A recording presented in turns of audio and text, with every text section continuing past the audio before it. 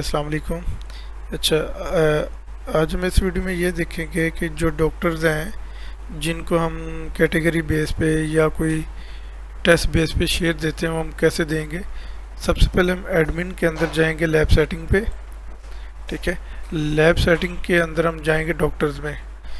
ये कुछ मेरे डॉक्टर्स बने हुए हैं, मैं कोई एक डॉक्टर को ओपन कर रहा हूँ। अगर आपके डॉक्टर नहीं है तो आप यहाँ से बना लीजिएगा, ऐड कर लीजिएगा। ठीक है, मैं एक डॉक्टर नेम के नाम से एक डॉक्टर है, मैं इसको ओपन करता हूँ। तो ये डॉक्टर की जो चीज़ें मैंने ऐड की हुई थी वो सारी यहाँ पे शो होगी कि मैंने उसका नाम रखा था, फ़ोन नंबर है, एड्रेस है, जेंडर है, क्लिनिक का नेम दिया है। ठीक है, अब मैंने उसको कैटेगरी पे शेयर देना है। तो ये नीचे देखें, ये टेस्ट कैटेगरी ऑप्शन आ रही है। यहाँ से आप ऑल कैटेगरी पे भी ऑप्शन उसको शेयर दे सकते हैं, कोई स्पेसिफिक कैटेगरी पे भी दे सकते हैं। तो मैं यहाँ से ब्लड बैंक की एक कैटेगरी लगा रहा हूँ, मुझे इस पे शेयर देना है। तो मैंने जैसे ही ब्लड बैंक की कैटेगरी लगाई, इस कैटेगरी के अंदर जितने टेस्ट थे वो सारे आ गए। ये इनके कोड आ रहे हैं टेस्ट के, ये नेम आ रहे हैं, ये इनके वो रेट आ रहे हैं जो मेन के लैब के अंदर इस टेस्ट के रेट्स हैं। ठीक है, एक्चुअल टेस्ट रेट वो रेट हैं जो मेन लैब पे इस टेस्ट के रेट्स हैं जो आपने रखे हैं। अब डॉक्टर टेस्ट रेट वो है कि डॉक्टर को इस टेस्ट में से जो शेयर मिलना है इस रेट में से मिलना है जो कि आपकी लैब के रेट के मुताबिक है। अगर आप इसको कम ज़्यादा करना चाह रहे हैं तो आप कर सकते हैं।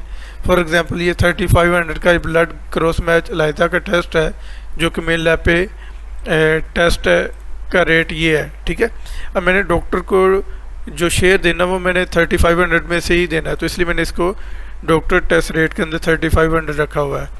अगर मैं चाहता हूँ इसको 3000 में से मैंने शेयर देना तो मैं इसको 3000 कर सकता हूँ यहाँ से। ठीक है, तो इस तरह से आप उसको चेंज भी कर सकते हैं। अब उसके बाद अब मैंने ये मेरे सारी कैटेगरी के टेस्ट आ गए। अब मैंने इस ब्लड बैंक पे कोई स्पेसिफिक परसेंटेज पे शेयर देना है तो मैं यहाँ पे लिख दूँगा अमाउंट, फिक्स अमाउंट देनी है इस कैटेगरी पे कोई शेयर की तो मैं यहाँ पे दे सकता हूँ। अब मैं कहता हूँ ब्लड बैंक पे इस डॉक्टर को ने 20% शेयर लेना, मैंने यहाँ पे 20 लिखा। तो जैसे मैंने अप्लाई किया वो नीचे जितने भी इस ब्लड बैंक की कैटेगरी थी सब पे वो अप्लाई हो चुका है। उसके बाद ये उसने अमाउंट इसकी बना दी। अगर अमाउंट देंगे तो परसेंटेज बना देगा, परसेंटेज देंगे तो अमाउंट बना देगा। ठीक है, उसके बाद है discount percentage bear by doctor. Doctor जो है इस शेयर में कितने परसेंटेज डिस्काउंट जो है बियर करेगा। अगर फिक्स डॉक्टर ने मतलब लैब ने फिक्स परसेंटेज लेनी है, बाकी जो भी इसका शेयर बनेगा उसमें डॉक्टर ही डिस्काउंट बियर करे तो मैं इसको यहाँ से 100% बियर करवा दूंगा। तो वो सारा के सारा डॉक्टर जो होगा वो अपना डिस्काउंट खुद बियर करेगा। ठीक है, तो इस तरह से हम इसको लगा के सिंगल टेस्ट को यहाँ से अपडेट कर सकते हैं। अगर ओवरऑल सेव करना तो हम यहाँ से सेव करेंगे तो ये इस कैटेगरी पे अप्लाई हो जाएगा।